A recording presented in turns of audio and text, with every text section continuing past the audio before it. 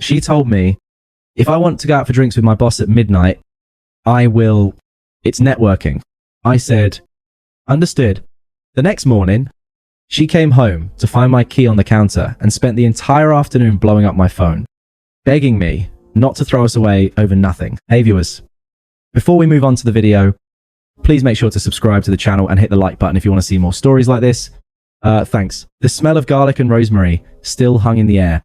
A pleasant ghost of the dinner I'd made. Chicken something or other from a recipe I'd saved online with those little roasted potatoes she likes. Our plates were in the dishwasher. The wine glasses sat empty and side by side on the coffee table, and a documentary about oceans played softly on the TV. It was a Tuesday. Normal. Quiet. Good. Tuesday. Chloe was curled against me, her feet tucked under my thigh, scrolling through her phone with a faint, absent smile.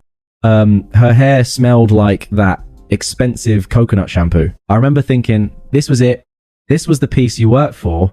The comfortable silence after a long day. My hand was on her ankle, my thumb tracing a slow circle. Then her phone buzzed, not a call. A specific insistent BRP, RRP of a notification. Her body shifted just slightly. The casual warmth tightened into alertness. She unlocked the screen. The blue light washed over her face, and I saw the smile change. It didn't widen. It sharpened. It became the smile she used in mirror selfies before a big client meeting. Calculated, poised, a performance of confidence. Mark needs me, she said, her voice already drifting away from me. From the couch, from our Tuesday. Okay. I murmured, my thumb pausing its circle. Need what? The Patterson presentation deck. There's a last minute thing from the London office. He wants to go over it before the morning sync. I glanced at the clock on the cable box. Erneist, Betneist, Pe. Tonight, can't he just email it? She let out a short sigh, the one that meant I was being deliberately obtuse. He's at the loft. He said to meet him there. We'll grab a drink and power through it. It'll be an hour max. The loft, the dimly lit, overpriced cocktail bar downtown where the finance bros and aspiring partners went to see and be seen. Not a place you powered through a slide deck. A cold, familiar trickle started in my chest. This wasn't the first time. There was the team building weekend in Napa where I wasn't invited. The sudden, urgent client dinners that ran past midnight. The new, sharper style of her work clothes. The faint scent of a different muskier cologne on her blazer 2 weeks ago explained away as someone bumping into her on the train. But it was the first time it was so brazen, so blatantly an eraser of me, of us, of this quiet piece on the couch. At midnight, I asked, keeping my voice level, Clou, come on, you have a laptop? He has a laptop. You can screen share. What part of a presentation deck requires a gin and tonic at the loft to understand? She uncurled herself from the couch, standing up in one fluid, irritated motion. She looked down at me, and her face was a mask of impatient superiority. This was Chloe in her boardroom battle armor. This is a partner track job. Leo, she said, her voice crisp and cold. Each word, a little ice pellet. Not your cushy clock in, clock out tech gig. This is how real careers are built. Relationships. FaceTime at a bar after hours with just your boss. The words were out before I could stop them, and I immediately hated how they sounded. Small, suspicious. Exactly what she wanted. Her eyes flashed. Victory. She had her hook. Oh, I see, she said, crossing her arms. A smirk played on her lips. It was cruel. This is the insecurity thing again. You can't handle that.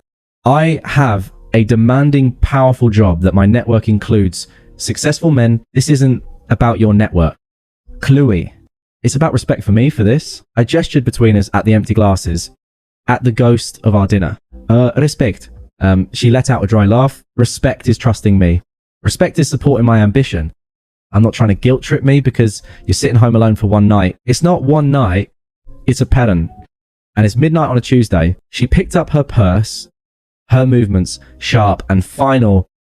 She slung it over her shoulder, the gesture dripping with dismissal. She looked at me, and all the softness from 20 minutes ago was gone. In its place was a stranger, someone who found me tedious. Let me make this very clear, she said, her voice dropping to a low, venomous register.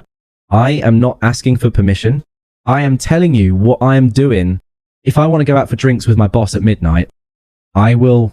She let that hang in the air, letting the outrageousness of it burn. Then she twisted the knife, coating it in the language of empowerment and careerism she knew I couldn't argue with without looking like the villain. It's networking. 2 words, a sacred shield for every questionable choice. I just looked at her. I looked at the woman I'd loved for 5 years. I'd helped her study for the LSAT before she switched to business school. I'd driven her to her internship every day. When her car died, I'd listened to 1,000 practice pitches. I'd been her safe harbor, her cheerleader, her cushy tech gig that paid for our vacations, and the security she took for granted. And in this moment, I saw the truth. I wasn't her partner. I was the backdrop, the reliable, boring stage setting for the exciting drama of her ascension. Mark wasn't just her boss. He was the potential upgrade, the plot twist, and this midnight drink wasn't about slides. It was an audition. An audition she was thrilled to take. And my only acceptable role was to wave from the wings and wish her luck. The love didn't shatter. It didn't even hurt anymore. It just evaporated. It was like watching a mirage dissolve. All the warmth,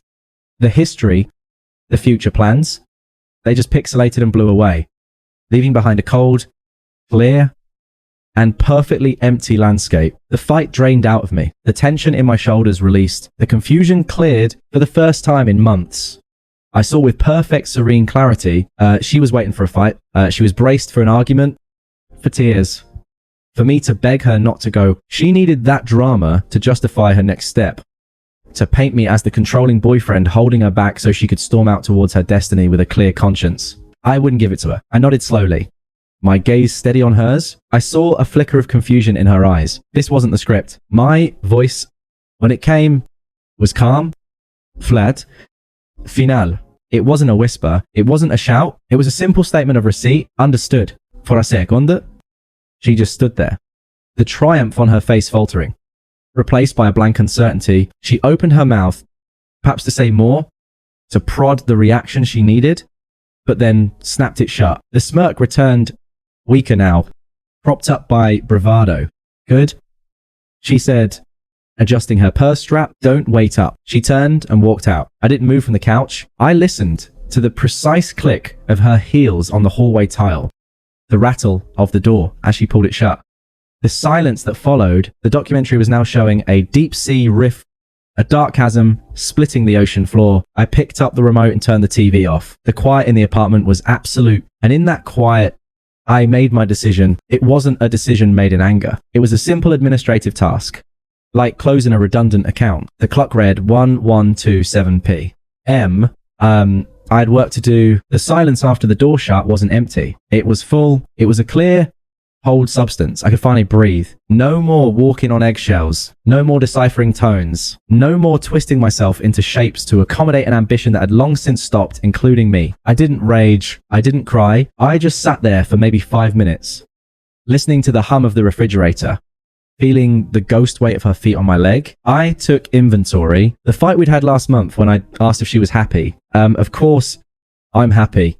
Why would you even ask that? Are you unhappy? A deflection, not an answer. The way she'd started introducing me at her work functions. This is Leo.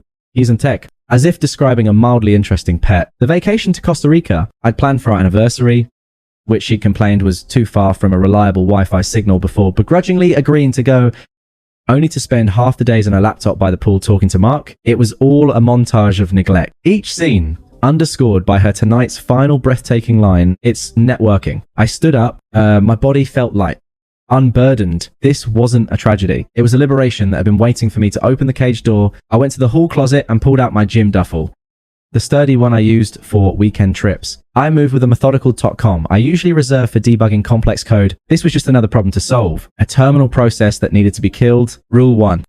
Take only what is unequivocally yours. Clothes from my side of the closet, my passport, documents from the fireproof box, my laptop, charger, the novel on my nightstand, toiletries from my side of the sink. I left the monogrammed cufflink she gave me for my birthday 2 years ago in their little velvet box. I left the expensive watch she got me last Christmas after her first big bonus. A watch that had always felt less like a gift and more like a brand.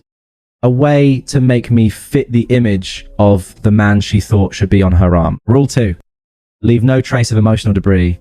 No letter. No note. Explanations were for relationships where mutual respect had existed. A note would be a thread, something for her to pull on, to argue with. My absence would be the only statement. The key would be the punctuation. I packed the bag in under 20 minutes. It was unsettling how little of my life in this beautifully decorated 2-bedroom apartment was truly mine. I'd funded it, but she curated it. It was a showroom for a life she was selling to herself. So, Mark, to anyone watching, I took one last loop through the rooms. The living room with the couch we'd picked out together. The kitchen where I'd cooked 100 meals hoping to lure her home. The bedroom that had become just a place to sleep. Her back a cold wall facing me most nights. No nostalgia hit me. It was like looking at a staged hotel suite. It had stopped being a home a long time ago. I was just finally checking out. I walked to the kitchen counter. The polished granite she'd insisted was the only acceptable choice. I slid my key off my ring. The silver key to this door, the one that represented security, partnership, shared space. It looked small and insignificant, lying alone on the vast cold stone. I didn't put it on a note. I didn't place it somewhere symbolic. I just left it there in the middle of the empty counter under the bright clinical light of the pendant lamp. A simple returned item. I shouldered my duffel bag. I took one last deep breath of the air in the apartment. Traces of rosemary, hair perfume, a faint hint of lemon cleaner. Then I exhaled, and with that breath, I let it all go. I opened the door and stepped into the hallway, pulling it closed behind me. The sound of the latch engaging was soft. Final. I didn't look back. My car was in its assigned spot in the underground garage. The familiar routine of starting the engine, the headlights cutting through the dim concrete, felt surreal. I drove out into the sleeping city, the streets slick from a recent rain reflecting the neon and streetlights in long shimmering streaks. I didn't drive to a friend's place. I didn't want talk. I didn't want sympathy or the retelling of the story. I needed silence to cement the new reality. I pulled into the driveway of a mid-tier chain hotel on the outskirts of the city. One I'd passed 1,000 times and never noticed. The fluorescent glow of the lobby was impersonal and kind. The clerk didn't look up from his phone as he handed me a keycard to a room on the 4th floor. The room was exactly what I needed. Blank beige voids, a generic landscape painting, 2 double beds. I would only use one of. It smelled of stale air conditioner and industrial cleaner. It was nobody's home. It was perfect. I put my bag down. I took off my shoes. I lay on the stiff bedspread and stared at the textured ceiling. And for the first time in months, maybe years, my mind was quiet. The constant low-grade anxiety of wondering if I was enough, of deciphering her moods, of feeling the slow leak of her affection. It was gone, replaced by a vast, peaceful emptiness. I thought of her at the loft, leaning in to laugh at something. Mark said, touching his arm for emphasis. I felt nothing. Not anger, not jealousy. It was like watching a scene from a movie I'd walked out of. The plot no longer concerned me. I took out my phone calmly. Systematically, I opened every app, every connection. I untethered myself. Instagram unfollowed, blocked. Facebook unfriended, blocked. Spotify removed from shared playlist. Venmo set to private. I left one channel open, her number. I didn't block it. The part of me that was a scientist that needed to observe the experiment to its conclusion wanted to see the data. I muted the conversation so notifications wouldn't show, but the messages would come through if I chose to look. Then I plugged my phone into the charger, set an alarm for my usual wake-up time, and turned off the light. The darkness in the hotel room was absolute, unfamiliar. And in that strange dark, in a room that smelled of nothing, I knew I fell into a deep, dreamless sleep. The kind of sleep you only find when a terrible draining weight has been lifted and your soul finally has space to stretch out and rest. I didn't wake once. The peace held. My alarm chirped at 6:30 a.m. I opened my eyes to the unfamiliar ceiling. For one disoriented second, I didn't know where I was. Then the memory of the previous night washed over me. Not as a shock, but as a simple fact. Alright. I left. He felt rested, clear-headed. I got up, showered in the cramped stool, and dressed in clothes from my duffel bag. I had a standing 9:00 a.m.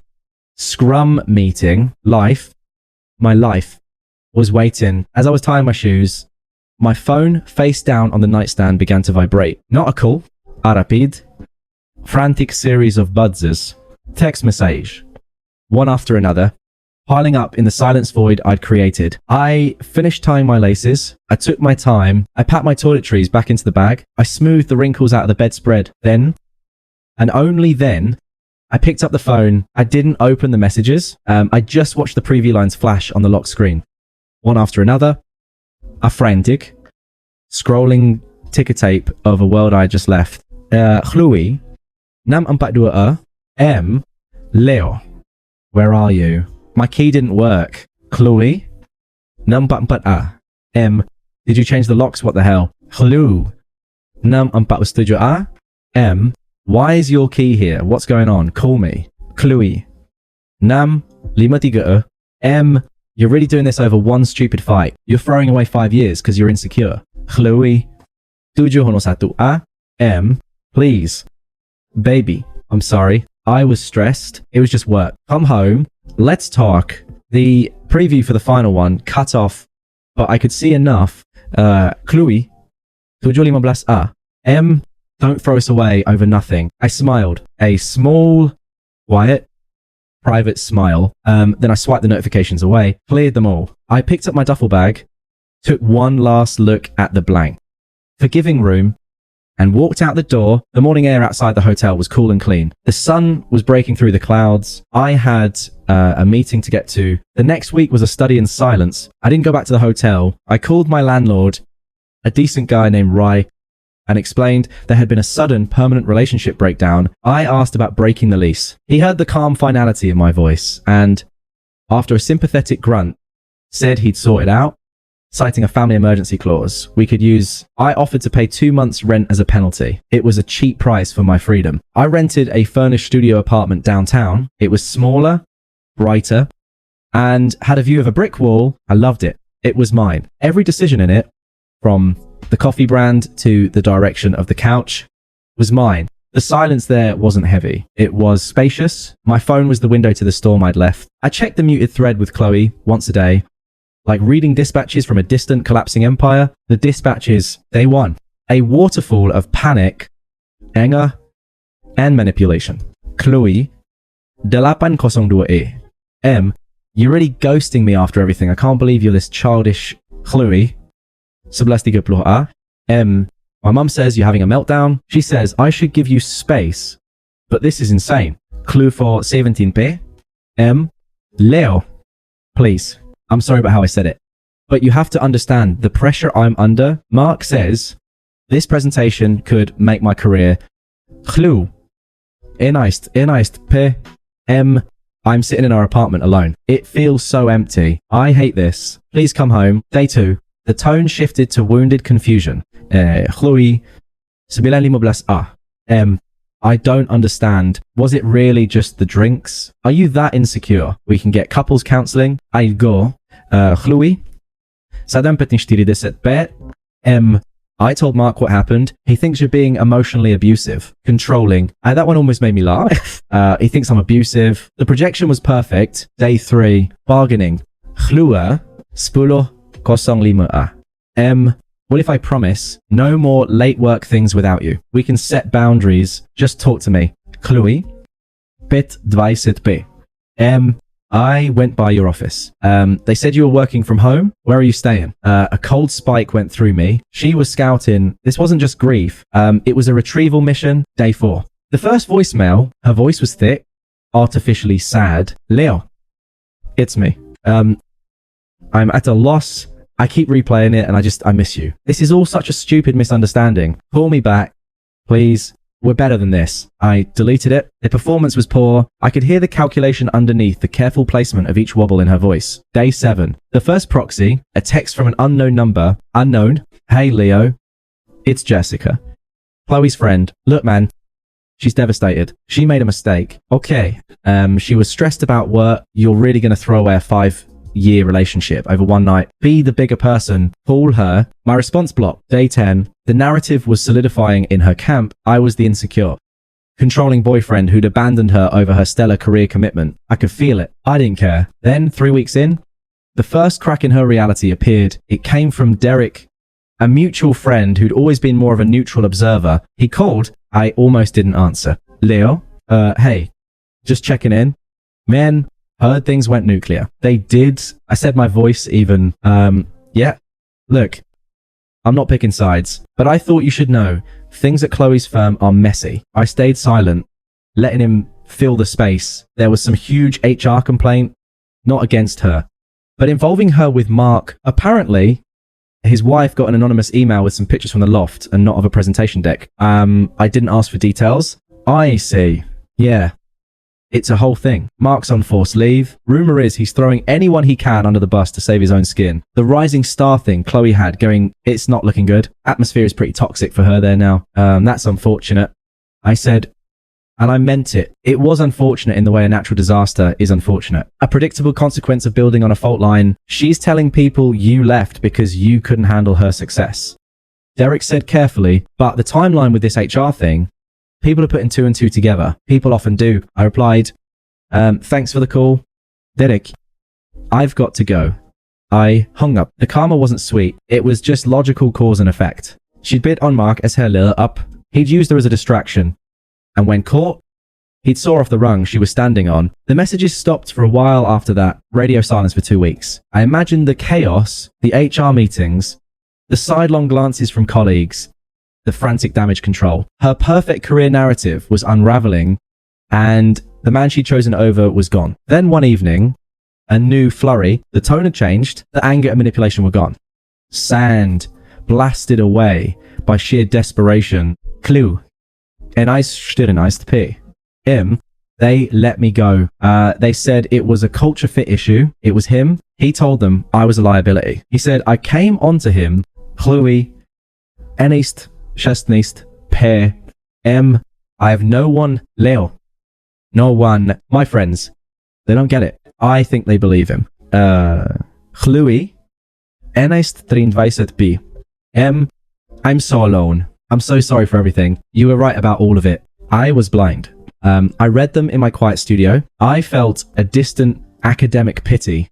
The kind you feel for a historical figure who made a famously bad strategic error. I didn't respond. Responding would be a rope thrown into a quicksand pit. I was on solid ground. I was not going back in. A month later, her mother called. I let it go to voicemail. Leo.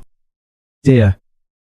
It's Marian. I don't know what to say. Chloe is, well, she's not herself. She's lost her job. Her confidence, I know she hurt you. But what you're doing, this silent treatment, it's cruel. She's learned her lesson. Can't you find it in your heart to forgive? She needs you now. I deleted the message. The entitlement was breathtaking. She needs you now. As if I were a tool to be picked up when useful and discarded when not. The apple hadn't fallen far from the tree. I didn't block her mother. I just didn't save the number. A year to the day, almost to the hour, after I'd left my key on the granite, I was coming home from a run. My life was different. The studio had become a one-bedroom with an actual view. I'd been promoted to lead a new project team. I'd started seeing someone casually, a graphic designer named Maya, who laughed easily and had no interest in corporate ladders.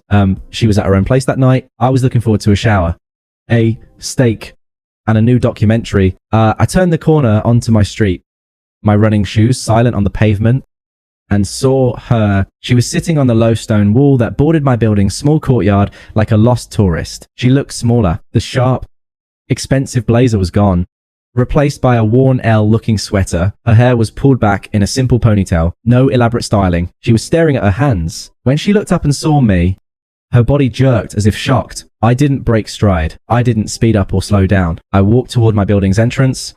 My key's already in my hand. Leo. Her voice was raspy and used. I stopped a few feet from the courtyard gate, not entering her space. I looked at her. I felt nothing. Not anger, not pity, not nostalgia. It was like looking at a piece of furniture left by the previous tenant. Familiar, but wholly unrelated to me. Chloe. I said, it was a flat acknowledgement. The way you'd say mailbox. She stood up, wringing her hands. God. You look really good. I said nothing. I just waited. The dam broke. It was a torrent of rehearsed misery. I made the biggest mistake of my life. I was obsessed with the idea of success, of being someone. Mark? He manipulated me. He preyed on my ambition. I was so stupid. I lost everything. My job, my reputation, my friends. They all believed his version. I've been in therapy for 6 months. I understand it all now. How much I hurt you, how I took you for granted. You were my rock and I threw you away. She paused, her eyes searching mine for a flicker of sympathy. A crack in the door. She found a smooth, impenetrable wall. I've changed, Leo. I'm not that person anymore. I'm humble now. I get it. What we had, it was real. This past year has been hell. Just empty, and it's made me see how full my life was with you. How much love I just discarded. She took a shaky step forward. Can we just talk, not to get back together? I'm not asking for that. Just to clear the air for closure. You owe yourself that, don't you? To not just run away. There it was. The final feeble hook. You owe yourself making my peace contingent on hearing her out. I looked at her. I saw the desperation, the crumbling facade, the utter ruin of the proud woman who declared her midnight networking rights. I thought of the silent, peaceful year I'd had, the steak waiting for me in the fridge, the calm in my chest. Chloe, I said, my voice calm, polite, utterly devoid of emotion. It was the voice of a bank teller denying a loan. I appreciate you coming by to say that. Truly, I'm glad you're in therapy. I hope you find what you're looking for. Her face crumpled, not into tears, but into a mask of frustrated disbelief. This wasn't the script. Where was the anger, the tears, the feeling? But she stammered. But that's it. After everything I just said, I hope you find what you're looking for. Leo, I'm telling you, I'm looking for you, for a chance to make amends, for you to see I'm not her anymore. I tilted my head slightly, as if considering a mildly complex math problem, but you are, I said quietly, you're still framing this as something I need to do. See, to understand, to forgive, to give you closure. You're telling me what you need. You came here for a resource you thought I still possessed. My attention, my emotional labor. She blinked, stunned. The therapy speak she'd been using had been reflected back, weaponized. I don't have that for you anymore. I continued. I closed that account. There's no balance to settle, no air to clear on my side. My closure was the sound of the door locking behind me. The frustration in her eyes boiled over, burning away the performative humility. The real Chloe, the one beneath the new bruised exterior, flashed through. Her voice hardened, turning sharp and accusatory. So that's it. You're just going to let me drown after 5 years. You were supposed to be the good one, the decent one. And you're just this cold, emotionless robot. I almost smiled. The mask was fully off now. She wasn't a penitent. She was a failed strategist. Angry, her last-ditch maneuver had been effortlessly deflected. I looked past her at the entrance to my building, at my sanctuary of peace. I brought my gaze back to hers, holding it with a calm finality that felt like turning a key. You told me it was nothing. I said, my voice so quiet she had to lean in to hear it. That night, you begged me not to throw us away. Over nothing. I believed you. The color drained from her face. She understood she had minimized her betrayal into oblivion, and I had simply accepted her assessment. If it was nothing, then leaving was no loss. I had taken her at her word. I saw the horrifying comprehension dawn in her eyes. She had authored her own irrelevance. I didn't wait for a response. I turned, inserted my key into the gate lock, pulled it open, and stepped through. I walked the 10 steps to the building's inner door, unlocked it, and entered the warm, quiet lobby. I didn't look back. I didn't hear if she cried out or left. The only sound I registered was the solid, resonant thunk of the heavy glass door closing and automatically locking behind me. The sound was familiar. It was the same sound I'd listened for a year ago. Lying in a hotel bed, finally free, it was the sound of my peace. Intact and undisturbed. I rode the elevator up to my apartment. I took my shower. I cooked my steak. I turned on my documentary. This one was about the restoration of ancient forests. I sat on my couch in the quiet, spacious home I had built for myself. And I did not think of her at all. She had become exactly what she'd insisted. Her betrayal was nothing. Thanks for watching. Make sure to subscribe to the channel and hit the like button. What do you think about this story? Share it in the comments.